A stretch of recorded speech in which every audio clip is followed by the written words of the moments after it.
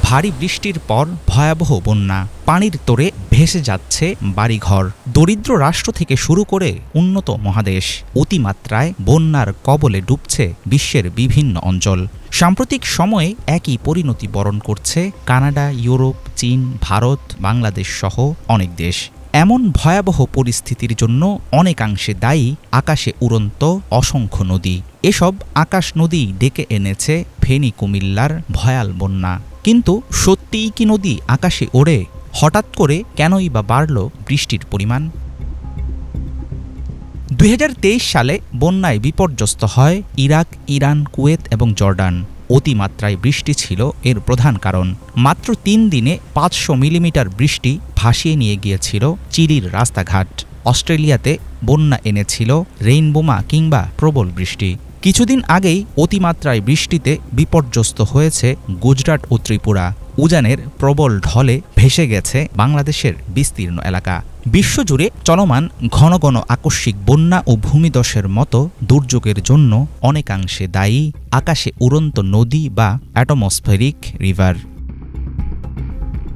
মানুষের স্বেচ্ছাচারিতা সহ নানা কারণে দ্রুত উষ্ণ হয়ে উঠছে পৃথিবীর বায়ুমণ্ডল। বায়ুমণ্ডলকে আগের তুলনায় ধারণ করতে হচ্ছে অনেক বেশি আর্দ্রতা, যার ফলে আর্দ্রতা জমে জমে রূপ নিচ্ছে বিশালাকার বায়ুমণ্ডলীয় নদীতে। আবহাওয়াবিদরা বলছেন, উড়ন্ত নদী হল ভূপৃষ্ঠ থেকে বায়ুমণ্ডল পর্যন্ত লম্বা ও প্রশস্ত জলীয় বাষ্পের স্তম্ভ। সাধারণত গ্রীষ্মমণ্ডলীয় অঞ্চলে উৎপত্তি হলেও এই জমাট বাষ্পের স্তর ঠান্ডা মেরু অঞ্চলের দিকে সরে যায়। পৃথিবীর আকাশে সবসময়ই ছিল বায়ুমণ্ডলীয় নদীর অস্তিত্ব। বিশ্বের গড় উষ্ণতা বৃদ্ধি পাওয়ার সঙ্গে সঙ্গে বাড়ছে এসব নদীর আকার ও আয়তন। একটি উড়ন্ত নদী গড়ে প্রায় ২০০০ কিলোমিটার দীর্ঘ ও ৫০০ কিলোমিটার প্রশস্ত হতে পারে। নদীর গভীরতা হতে পারে প্রায় ৩ কিলোমিটার। কখনো কখনো এর দৈর্ঘ্য ছাড়াতে পারে ৫০০০ কিলোমিটারের চেয়েও বেশি।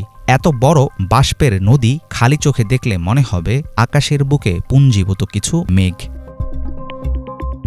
বিশ্বের বিভিন্ন অঞ্চলে বায়ুমণ্ডলীয় নদীগুলো ক্রমেই শক্তিশালী হয়ে উঠছে। জমাট বাঁধা বিপুল পরিমাণ আর্দ্রতা বা পানি বর্ষণ হলে সৃষ্টি হচ্ছে প্রবল বন্যা ও ভূমিধসের মতো দুর্যোগ। যদিও সব বন্যা ও ভূমিধসের জন্য বায়ুমণ্ডলীয় নদী দায়ী না, তবে এর কারণে প্রকৃতিতে বাড়ছে জটিলতা। বাতাসের বিশেষ অবস্থা জেট স্ট্রিমে ভর করে পৃথিবীর নতুন নতুন অঞ্চলে পৌঁছে যাচ্ছে অ্যাটমসফেরিক রিভার। চোখের আড়ালে থাকা এসব উড়ন্ত নদীর কারণে সৃষ্ট বন্যায় একসময় হয়তো ধ্বংসের মুখে পড়বে আমাদের নগরকেন্দ্রিক সভ্যতা। হাফিজুল ইসলাম, বাংলা ভিশন।